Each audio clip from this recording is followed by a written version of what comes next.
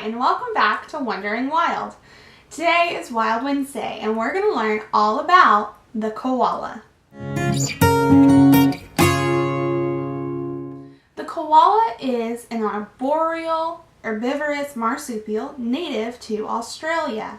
The closest living relative to the koala is the wombat. And believe it or not, koalas aren't bears.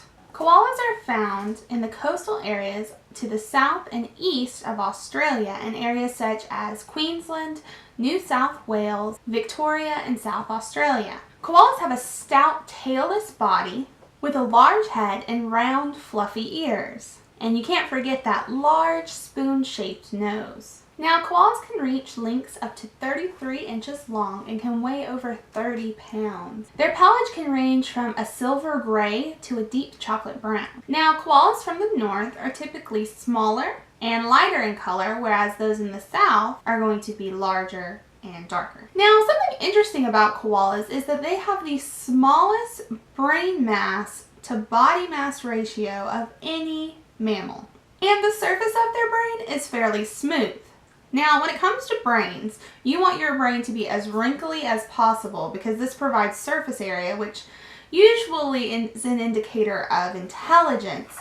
More primitive animals usually have smoother brains. So saying that the koala's brain is smooth is not necessarily a compliment. Now, it's possible that this brain size is an adaptation to the restrictions placed on the koala due to their diet and the lack of energy that it provides. But we can't be too sure about that. Now, the koala's brain only takes up about 61% of its cranial cavity, which means there's a lot of space, and this space is filled by cerebrospinal fluid. Now, we're not completely sure why this is, however, we believe it could act as a cushion to cushion the brain in the case of the koala falling out of a tree, but we aren't sure.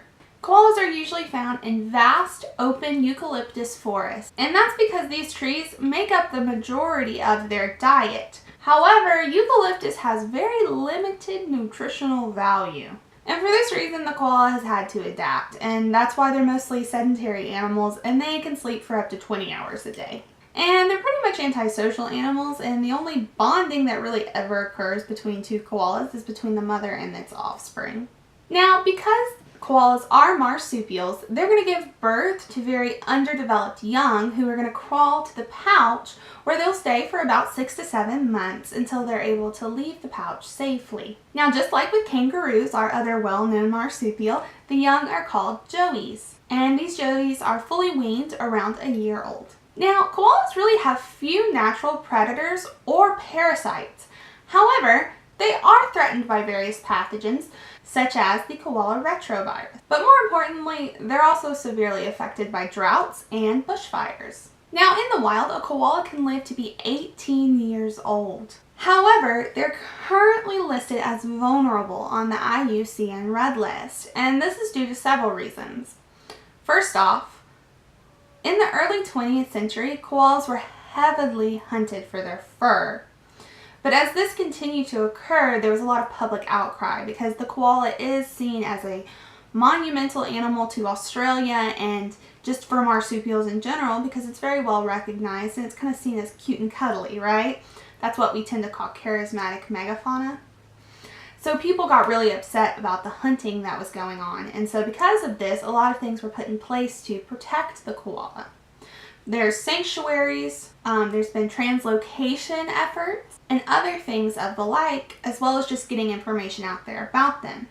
Currently, the biggest thing threatening the koala is habitat destruction, and usually this is due to agriculture and urbanization. Now let's think about something else. Remember when I told you the koala basically only eats eucalyptus? Yeah. So that means they're not highly adapted to a bunch of different things. So the more eucalyptus they lose, the more food they lose. And it's not so easy for them to transition to another tree because they're actually highly adapted to eat eucalyptus, even down to their very type of hindgut fermentation that they use to digest it. So just saying, hey, oh well, eucalyptus is gone, I'm going to start eating the palm tree here, that doesn't really work for them.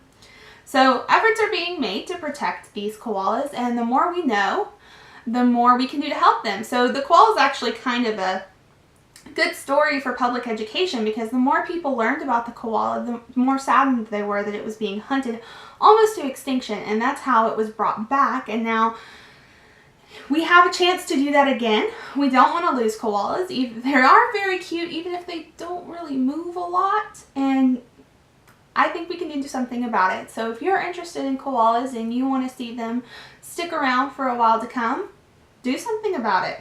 Teach other people. Let everyone know. It really does make a difference. So I hope you enjoyed learning all about the koala here today on Wandering Wild. As always, sources are in the description box. If you have any questions, comments, concerns, put them down in the comments below.